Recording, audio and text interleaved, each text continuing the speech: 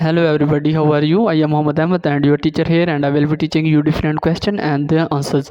So I welcome you on classteacher.com where we will be discussing question. So let's get on the question. Our today's question is: in which situation should you use an Azure Function App? Option A. You want to execute 3E, a batch file that removes records from an Azure SQL database on demand. Option B.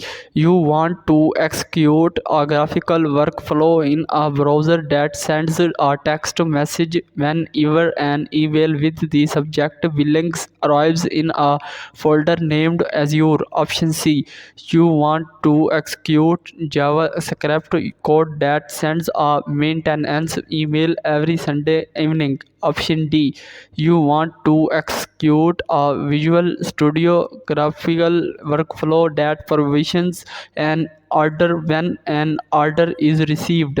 The correct answer of the question, option C. So that's the correct answer of the question. If you have any question, just leave a comment. I will be answering you as soon as I can. Thank you very much for watching the video. Please don't forget to like, share and subscribe our channel. Until next question, bye bye.